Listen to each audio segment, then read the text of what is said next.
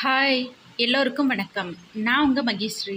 இன்றைக்கி நம்ம வீடியோவில் தன்னம்பிக்கை கதை பற்றி பார்க்க போகிறோம். வாங்க வீடியோக்குள்ளே போகலாம். ஒரு விவசாயி வளர்த்து வந்த வயதான பொதி சுமக்கும் கழுதை ஒன்று தவறி அவன் தோட்டத்தில் உள்ள வறண்ட கிணற்றில் விழுந்து விடுகிறது. உள்ளே விழுந்த கழுதை அலறிக்கொண்டே இருந்தது. அதை எப்படி கிணற்றிலிருந்து வெளியேற்றி காப்பாற்றுவது என்று அவன் விடிய விடிய யோசித்தும் ஒரு யோசனையும் புலப்படவில்லை. காப்பாற்ற எடுக்கும் எந்த முயற்சியும் அந்த கழுதையின் விலையை விட அதிகம் செலவு பிடிக்கக்கூடியதாக இருந்தது.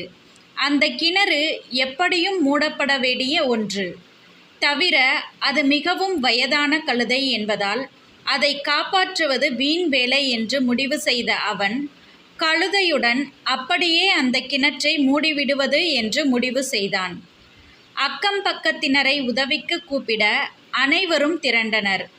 சற்று அருகில் இருந்த ஒரு மண் திட்டிலிருந்து மண்ணை மண்வெட்டியில் அள்ளி கொண்டு வந்து அந்த கிணற்றில் அனைவரும் போட ஆரம்பித்தனர். கழுதை நடப்பதை உணர்ந்து தற்போது மரண பயத்தில் அலறியது. ஆனால் அதன் அலறலை எவரும் சட்டை செய்யவில்லை. இவர்கள் தொடர்ந்து மண்ணை அள்ளி அள்ளி கொட்ட கொஞ்ச நேரம் கழித்து அதன் அலறல் சத்தம் அடங்கிவிட்டது. ஒரு 10 நிமிடம் மண்ணை அள்ளி கொட்டியவுடன் கிணற்றுக்குள்ளே விவசாயி எட்டி பார்க்க அவன் பார்த்த காட்சி அவனை வியப்பில் ஆழ்த்தியது. ஒவ்வொரு முறையும் மண்ணை கொட்டும்போது கழுதை தனது உடலை ஒரு முறை உதறிவிட்டு மண்ணை கீழே தள்ளி அந்த மண்ணின் மீதே நின்று வந்தது. இப்படியே பல அடிகள் அது மேலே வந்திருந்தது. இவர்கள் மேலும் மேலும் மண்ணை போட போட கழுதை தனது முயற்சியை கைவிடாது உடலை உதறி உதறி மண்ணை கீழே தள்ளி தள்ளி அதன் மீது ஏறி நின்று வந்தது. கழுதையின் இடைவிடாத இந்த முயற்சியால் அனைவரும் வியக்கும் வண்ணம் ஒரு வழியாக கிணற்றின் விளிம்பிற்கே வந்துவிட்டது. விளிம்பை எட்டியவுடன் மகிழ்ச்சியில் கனைத்த கழுதை ஒரே ஓட்டமாக ஓடி தோட்டத்திற்குள் சென்று மறைந்தது. வாழ்க்கை பல சந்தர்ப்பங்களில் இப்படித்தான் நம்மை படுகுழியில் தள்ளி குப்பைகளையும் மண்ணையும் நம்மீது கொட்டி நம்மை சமாதி கட்ட பார்க்கும்.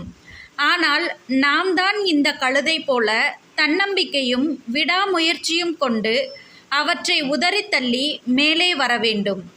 நம்மை நோக்கி வீசப்படும் ஒவ்வொரு கல்லையும் சாமர்த்தியமாக பிடித்து படிக்கற்களாய் கொள்ள வேண்டும். எத்தனை பெரிய குழியில் நீங்கள் விழுந்தாலும் இத்தோடு நம் கதை முடிந்தது என்று கருதாமல் விடாமுயற்சி என்ற ஒன்றை கொண்டு நீங்கள் நிச்சயம் மேலே வரலாம்.